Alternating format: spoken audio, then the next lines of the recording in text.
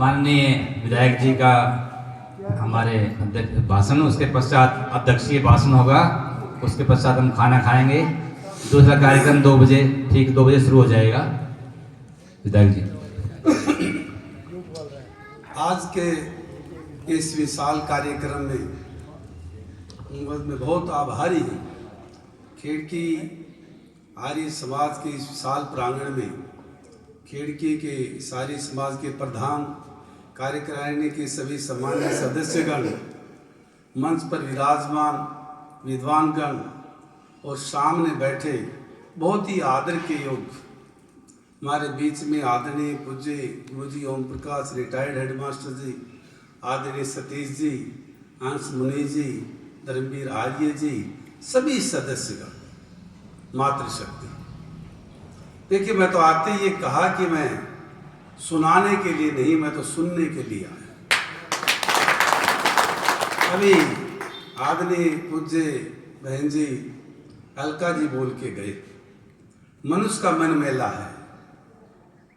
सांप ने भी सापिन से कहा कि मनुष्य के साथ से संभल कर चल। ये बहुत बड़ी बात। पूज्य श्रद्धेय स्वामी दयानंद जी सरस्वती महाराज ने कल्पना की थी, विचार किया था, इस देश के अंदर यदि आगे बढ़ना है, इस विचार को जिंदा रखना है, तो राजनीति में भी जरूरी। बहन जी ने ठीक कहा। आज हमारे एमएलए एमपी आर्य समाज विचारधारा से होते तो ये देश आर्यवर्त कहलाता। और आज उस महापुरुष के हम आभारी हैं। आज आर्य समाज के 150वीं वर्षगांठ मनाने के लिए, जन्मदिन मनाने के लिए, विचार को याद करने के लिए हम इस विशाल प्रांगण में अपनी बात कहने के लिए इकट्ठे हैं। और ऐसे कार्यक्रम में आने से बहुत मन को प्रसन्नता होती है, खुशी होती है।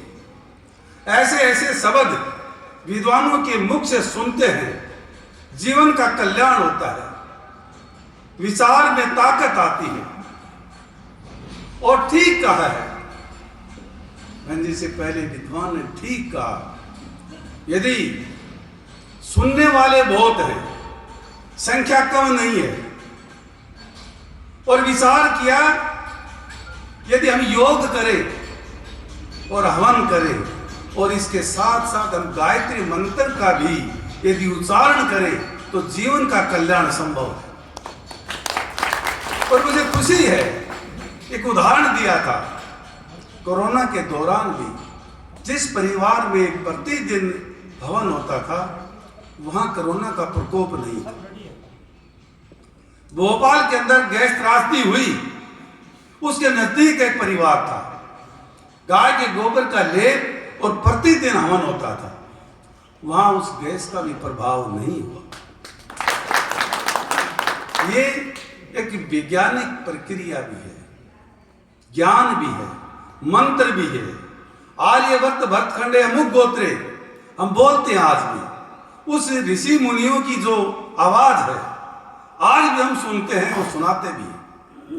उस समय कोई मोबाइल नहीं था, लेकिन विद्वान अपने मंत्रों के माध्यम से आकाश में अपनी लोकेशन बताते थे।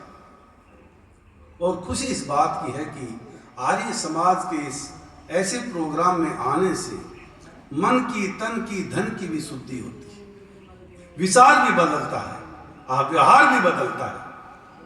आर्य समाज के सानिध्य में रहने से एक 500 मीटर पर पता लग जाएगा कि ये आर्य वीर जा रहा है। उसी पगड़ी से, वेशभूषा से, विचार से, व्यवहार से, बैठने से, उठने से कोई परिचय का मोहताज नहीं है, परंतु अपने व्यवहार से बताएगा ये आर्य वीर। ये अपने आप में एक पहचान है। किसी को अखबारों में देने की जरूरत नहीं, परिचय कराने की जरूरत नहीं।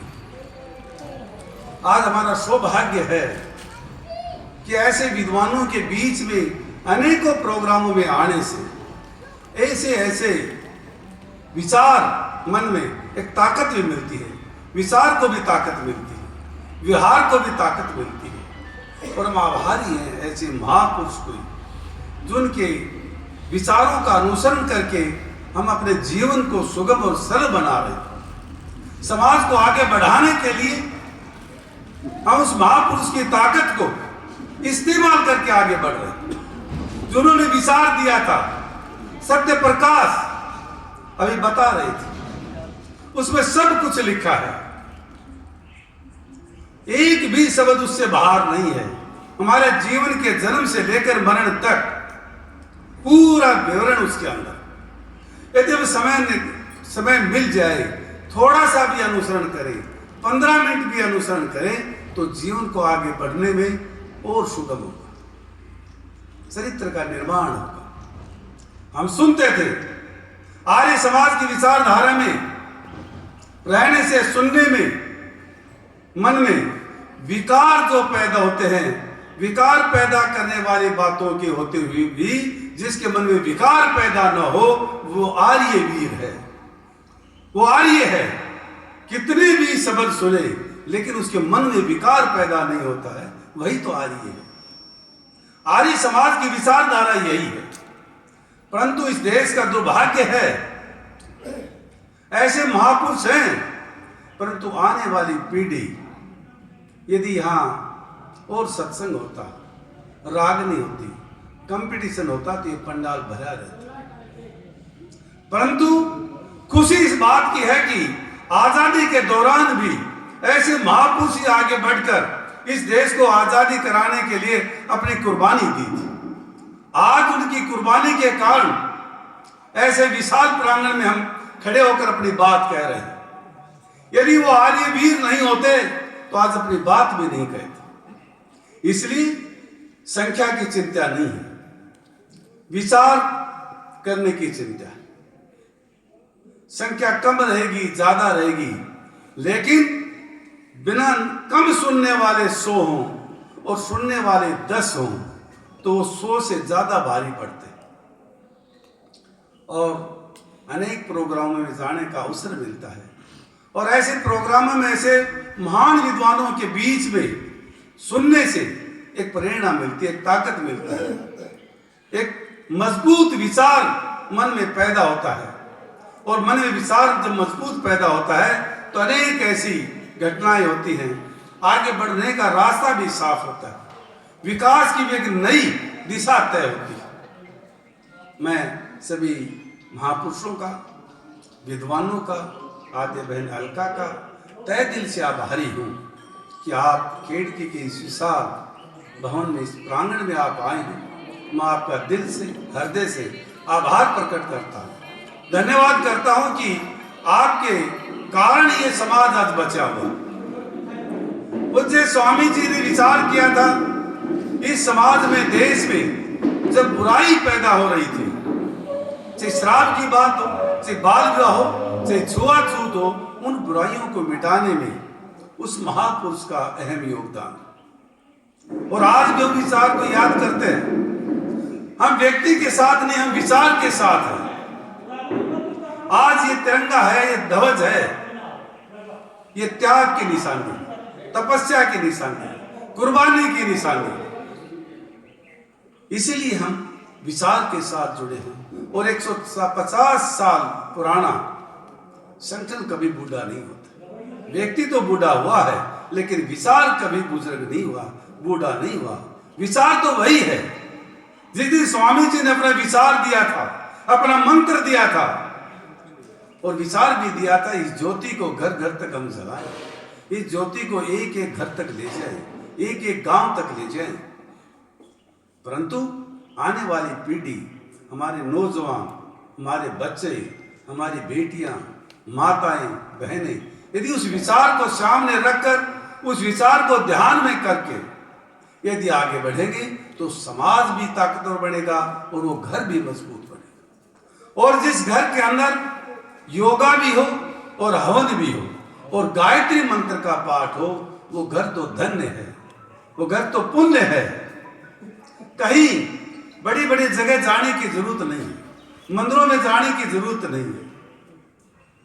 अपने आप में ही वो मंदिर है, वो घर है, वो पूजा है, वो एक आगे बढ़ने का एक आधार है। आज के इस कार्यक्रम में मैं आप सबका बहुत बहुत आभार प्रकट करता हूँ, धन्यवाद भी करता हूँ। और प्रकाश जी ने कही है कि इस भवन की 4 दीवारी और उठाई जाए, इसमें तो कोई शक नहीं, वो तो उठाएंगे।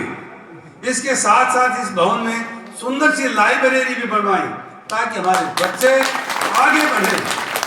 और इसके साथ साथ ही एक 51,000 की एक आहुति भी प्रदान करता हूँ, क्योंकि समाज के पास यदि आर्थिक रूप से थोड़ी सी मजबूती होगी तो गरीब बच्चों को आगे बढ़ाने के लिए, प्रेरणा के लिए एक उनको आगे एक और मंत्र मिल जाए।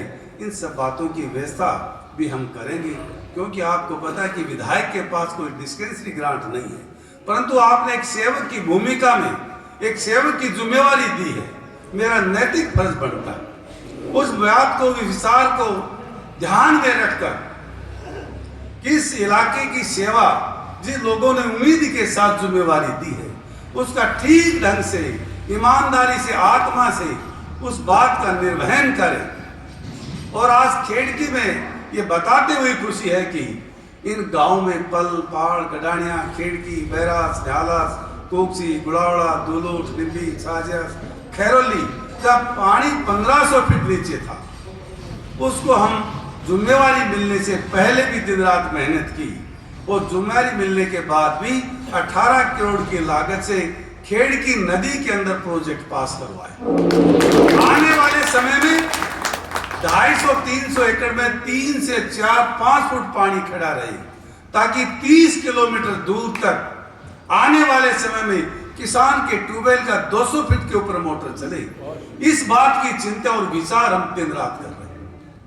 लगातार प्रयास है किसान की आमदनी हम दुगनी कैसे करें। वो दुगनी आमदनी तभी होगा जब 800 फुट की बजाय 200 फीट के ऊपर मोटर उठाएगी, 20 हॉर्स पावर की बजाय 5 हॉर्स पावर की मोटर काम देगी, 80 पाइपों की 40 पाइपों की बजाय 10 पाइपों में हम काम चला देंगे, तो वास्तव में किसान की आमदनी दुगनी होगी।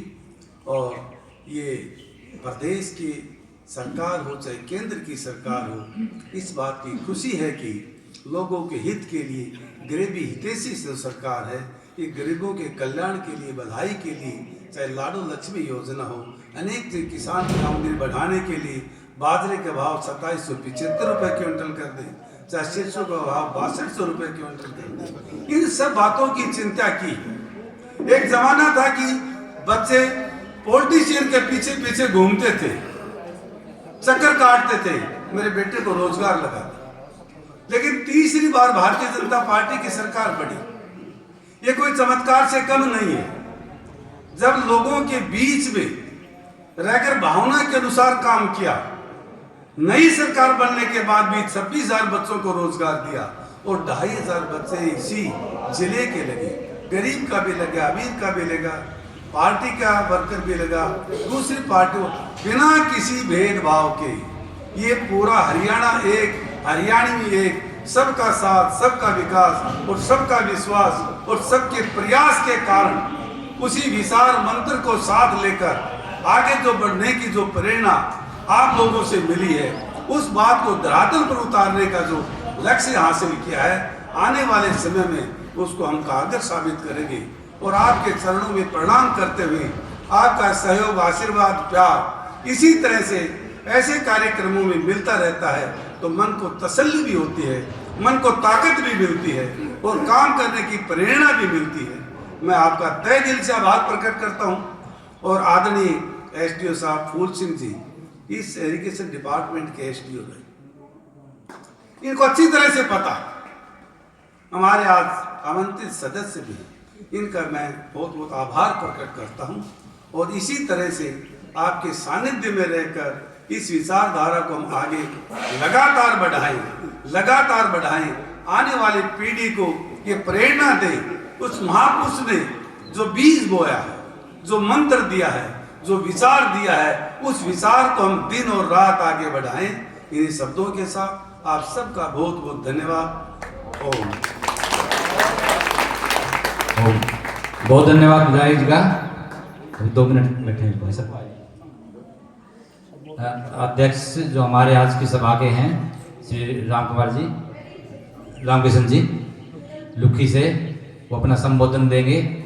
उसके बाद शांति पाठ और उसके बाद भोजन अपना होगा। बीच में कोई बाधा नहीं है। ओ श्री ओ